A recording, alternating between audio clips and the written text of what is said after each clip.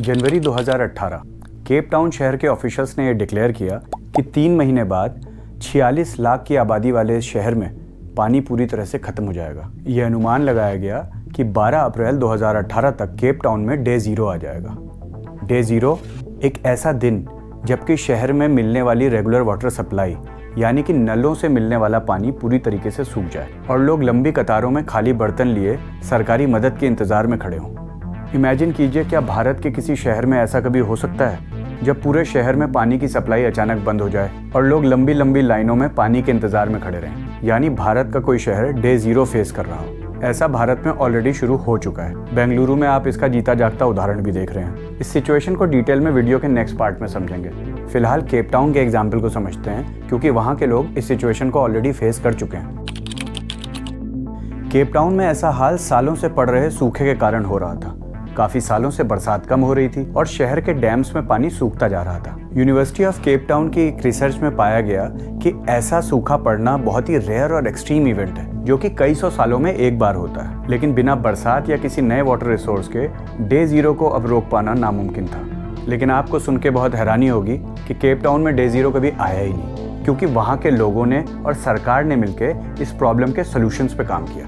Cape Town की सरकार ने पानी के टैरिफ्स बढ़ाने से लेकर पानी के जरूरत से ज्यादा इस्तेमाल पर रोक लगाने जैसे कई इंपॉर्टेंट रूल्स बनाए। सरकार द्वारा दिए जाने वाले पानी को स्विमिंग पूल्स, लॉन्स और ऐसे ही दूसरे नॉन रेजिडेंशियल पर्पसेस के इस्तेमाल पर पूरी तरह से रोक लगा दी गई। किसानों ने खेती के लिए जमा एक्स्ट्रा पानी को शहरों के इस्तेमाल के लिए डाइवर्ट कर दिया। इवेंचुअली केप टाउन की सरकार और वहाँ के लोगों ने मिलकर डे ज़ीरो का खतरा फिलहाल के लिए टाल दिया। चलिए अब हमारे देश भारत की बात करते हैं, जहाँ इतनी नदियां हैं, इतने जंगल हैं। क्या वहाँ डे ज़ीरो कभी आ सकता है क्या? इसे समझने के लिए इन आंकड़ों पर नजर डालते हैं। साउथ अफ्रीका का टोटल एरिया है 12,20,000 स्क्वायर किलोमीटर, लेकिन उसका टोटल वाटर एरिया है 4,620 स्क्वायर किलोमीटर, यानी अपने कुल सरफेस एरिया का 0.38%। यहीं भारत का टोटल वाटर एरिया अपने टोटल सरफेस एरिया का 10% है। वर्ल्ड बैंक के डेटा के हिसाब से साउथ अफ्रीका का टोटल फॉरेस्ट एरिया वहाँ के टोटल लैंड एरिया के कंपैरिजन में सिर्फ 14% है, जबकि भारत में यही एरिया 24% है। अब ये डेटा देख के साफ पता चलता है कि हमारे देश में साउथ अफ्रीका जैसे सूखे देश से काफी ज्यादा पानी और हरियाली है। लेकिन एक फैक्टर है जो हमें साउथ अफ्रीका के बिल्कुल बगल में लाके खड़ा करता है, और वो है पॉपुलेशन डेंसिटी, जो कि साउथ अफ्रीका में 50 पर स्क्वायर किलोमीटर है और इंडिया में 481 पर स्क्वायर किलोमीटर। यानी साउथ अफ्रीका में जहां पर स्क्वायर किलोमीटर में सिर्फ 50 लोग रहते हैं, भारत में वहीं पर स्क्वायर किलोमीटर में 481 लोग रहते हैं। यानी साउथ अफ्रीका से 10 गुना ज्यादा आबादी मतलब ज्यादा पानी की खपत और ज्यादा पानी की बर्बादी भी। और इसीलिए सन 2019 में भारत का पहला डे ज़ीरो डिक्लेयर किया गया चेन्नई में, जहां शहर में पानी सप्लाई करने वाले 4 मेन रिजर्वॉयर्स सूख चुके थे। चेन्नई शहर के खराब वाटर मैनेजमेंट और कुछ सालों से हो रहे कमजोर मानसून को इस प्रॉब्लम का मेन रीजन माना गया। लोग घंटों तक खाली बकेट्स के साथ लंबी लंबी कतारों में खड़े देखे गए। नलों के पूरी तरह सूख जाने के कारण शहर के कई परिवारों को दूर दराज के अनरिलायबल पब्लिक वाटर पंप्स और प्राइवेट वाटर टैंकर्स पर निर्भर होना पड़ा। चेन्नई की आईटी और ऑटोमोबाइल्स कंपनी ने वर्कर्स को घर से ही काम करने के लिए कह दिया और एक स्पेशल ट्रेन की भी मदद लेनी पड़ी चेन्नई शहर में पानी भिजवाने के लिए। सेंट्रल चेन्नई, जहां पर अलुवियल सॉइल काफी पर्याप्त मात्रा में पाया जाता है और जिसमें वाटर होल्डिंग कैपेसिटी काफी ज्यादा होती है, वहां पर भी वाटर एक्वीफायर सूखने लगे थे। एक्वीफायर यानी जमीन के नीचे चट्टान जैसा एक ऐसा स्ट्रक्चर जहां पर पानी जमा रहता है। जहां 90 फीट की गहराई पर पानी आसानी से मिल जाता था, वहां धीरे धीरे ग्राउंड वाटर लेवल कम होने लगा था और बहुत से रेसिडेंट्स को 250 से 400 फीट गहरे बोरवेल्स खोदने पड़ रहे थे। कुछ जगहों पर तो लोगों ने 700 फीट गहरे बोरवेल्स तक खोदने की कोशिश की। इस अनरेगुलेटेड वाटर एक्सट्रैक्शन का नतीजा ये हुआ कि ग्राउंड वाटर लेवल अपने एनुअल रिचार्ज की कैपेसिटी से दुगनी रफ्तार से खत्म होने लगा। ऊपर से कोस्टल रीजन होने के कारण गहरे बोरवेल्स खोदने से एक्वीफायर्स का पानी समुद्र के पानी से मिलने का खतरा रहता है और नमक वाले सी वाटर के संपर्क में आने से ग्राउंड वाटर कंटेमिनेट होने का भी रिस्क रहता है। 2018 की गर्मियों के मौसम में आए शिमला वाटर क्राइसिस की कहानी भी कुछ ऐसी ही थी, जब हफ्तों तक शिमला में पानी नहीं आया। Shimla is facing a massive water crisis during its peak tourist season, so much so that hotels are cancelling bookings and there have even been riots. लोग घंटों तक वाटर टैंकर्स पर अपने बारी आने का इंतजार करते रहे। हालात इतने सीरियस थे कि वहां के रेजिडेंट्स और एडमिनिस्ट्रेशन को शहर के बाहर बोर्ड लगाकर टूरिस्टों से शहर में न आने की रिक्वेस्ट करनी पड़ी। पूरे शहर में काफी सारे प्रोटेस्ट हुए और देश भर में इस वाटर क्राइसिस को लेकर के बहुत सारी headlines milli.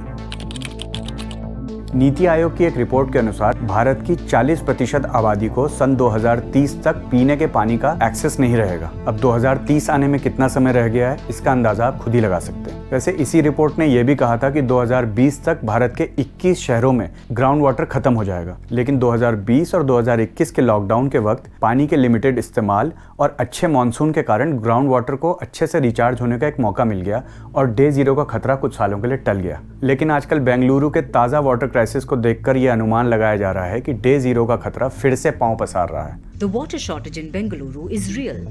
Supplies have dried up from groundwater resources by at least 50%.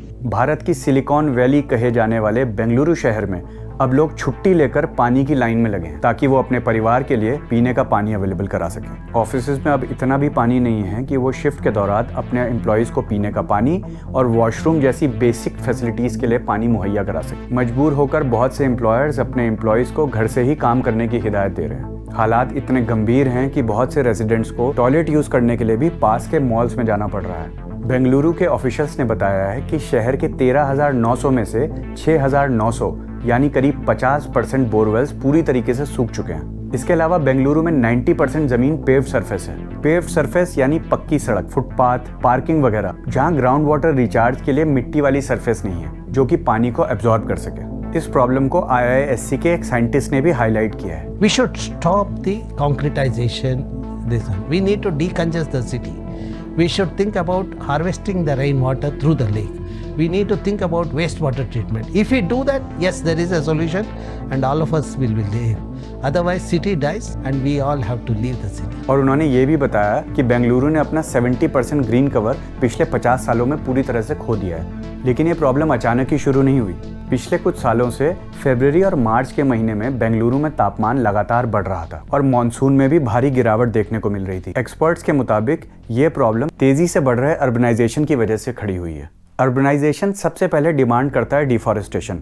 Deforestation से होता है क्लाइमेट चेंज और ग्राउंड वाटर डिप्लीशन यानी जमीन के नीचे मौजूद पानी के लेवल में कमी। क्लाइमेट चेंज से मॉनसून पर फर्क पड़ता है और ग्राउंड वाटर रिचार्ज उतना नहीं हो पाता जितना कि होना चाहिए। साथ ही अर्बनाइजेशन की वजह से घर, सड़कें, मॉल्स वगैरह में बढ़ोतरी होती है और साथ ही वहाँ का पेव्ड सरफेस एरिया भी बढ़ाया जाता है जिससे कि बारिश का पानी जमीन में एब्जॉर्ब भी नहीं हो पाता। अब एक तो पेड़ काटने और क्लाइमेट चेंज से पहले ही ग्राउंड वाटर लेवल नीचे चला जाता है, ऊपर से जमीन पर सड़कों की लेयर चढ़ा देने से जमीन पानी एब्जॉर्ब करने लायक ही नहीं रहती। ऐसे में आपके और आपके बच्चे के फ्यूचर के लिए कितना ही पानी बचेगा। सरकार आपके घर तक नल तो पहुंचा देगी, लेकिन पानी कैसे लाएगी जब हम खुद ही पानी को बचा करके नहीं रखना चाहते। और सरकारें भी ये बहुत अच्छे से समझती हैं कि पब्लिक का फोकस तो लाइफ सपोर्टिंग रिसोर्सेज जैसे क्लीन ड्रिंकिंग वाटर और क्लीन एयर की तरफ है ही नहीं। अर्बनाइजेशन के एक्सपेंशन की रफ्तार क्लीन वाटर सप्लाई इंफ्रास्ट्रक्चर से कई गुना ज्यादा है। और अगर हमने बेंगलुरु, शिमला और चेन्नई जैसे शहरों के एग्जाम्पल से सीख लेकर तुरंत कोई एक्शन नहीं लिया तो इस प्रॉब्लम को आपके शहर में पहुंचने में ज्यादा समय नहीं लगेगा।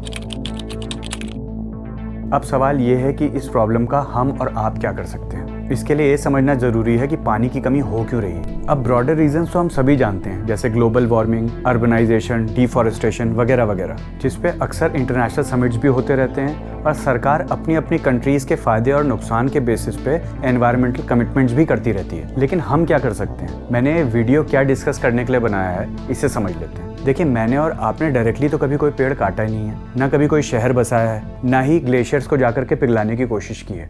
तो हमारे अंदर एक जनरल परसेप्शन बन जाता है कि पानी बचाने के लिए तो कोई ना कोई कदम सरकार को ही उठाना होगा। लेकिन बहुत छोटी छोटी कोशिशों से हम और आप अपने शहरों का काफ़ी सारा पानी बचा सकते हैं।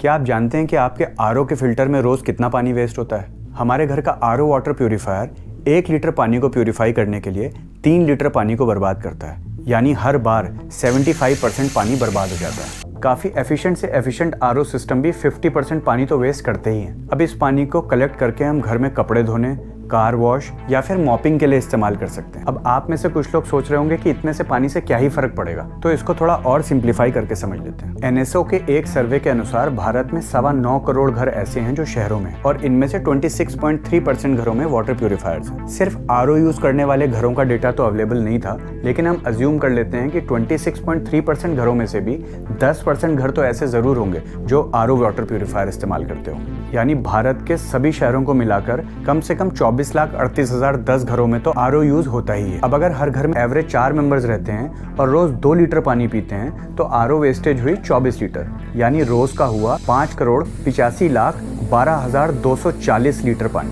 अभी मैंने आरओ का सिर्फ पीने का पानी कैलकुलेट किया है। चाय, कॉफी, खाना वगैरह बनाने के लिए इस्तेमाल होने वाला पानी तो कैलकुलेशन में लिया ही नहीं। वैसे तो ये नंबर इससे कहीं ज़्यादा होगा, लेकिन हम मिनिमम अजम्पशन से ही इसे समझ लेते हैं। अब आते हैं वॉशिंग मशीन पे। जब आपकी वॉशिंग मशीन कपड़ों को एक से ज़्यादा बार रिंस करती है तो उसमें जो पानी वेस्ट होता है उसे अगर हम रोज़ बचाएं तो करीब 50 से 72 लीटर पानी बच सकता है। भारत में टोटल 18% घरों में वॉशिंग मशीन का इस्तेमाल होता है। 2021 के डेटा के अनुसार हमारे देश में कुल 302.4 मिलियन या 30 करोड़ हाउस होल्ड्स हैं, यानी टोटल वॉशिंग मशीन्स हुई 5,43,60,000। अब इनमें से 10% वॉशिंग मशीन्स भी अगर डबल रिंस को यूज करना बंद कर दें तो करीब 27 करोड़ लीटर पानी बच सकता है। अब बात कर लेते हैं एग्रीकल्चर की। भारत की आबादी विश्व की 18% आबादी के बराबर है, जबकि भारत में फ्रेश वाटर सिर्फ विश्व का 4% ही है। इसमें से 80% पानी खेती के लिए इस्तेमाल किया जाता है। ऐसा इसलिए है क्योंकि हम वाटर इंटेंसिव क्रॉप्स के ऊपर ज़्यादा निर्भर रहते हैं, जैसे कि राइस, व्हीट और कॉटन। राइस काफ़ी लार्ज स्केल में इंडो गैंजेटिक प्लेन में प्रोड्यूस किए जाने वाला क्रॉप है और हमारे देश की करीब 63% कैलोरी डिमांड को पूरा करता है। इस इंटेंस सिस्टम की वजह से पानी की डिमांड काफ़ी ज़्यादा रहती है और इसकी 40% आपूर्ति होती है ग्राउंड वाटर सोर्सेज से। बाकी का 40% पानी शुगर केन और कॉटन की खेती में कंज्यूम हो जाता है। इसलिए अगर आप किसान नहीं हैं तो इसमें डायरेक्टली तो कुछ नहीं कर सकते, लेकिन अपनी फूड हैबिट्स में कुछ मॉडिफिकेशंस करके आप वाटर इंटेंसिव क्रॉप्स के ऊपर डिपेंडेंसी को कम कर सकते हैं और इन वाटर इंटेंसिव क्रॉप्स की डिमांड को कम पानी में पनपने वाले क्रॉप्स की तरफ डाइवर्ट कर सकते हैं, जैसे कि मिलेट्स। मिलेट्स की खेती से हम पानी के इस्तेमाल को 32% तक कम कर सकते हैं और कैलोरी प्रोडक्शन को 39% तक बढ़ा सकते हैं। इससे किसानों को होने वाला मुनाफा भी 140% तक बढ़ सकता है। हमारे देश की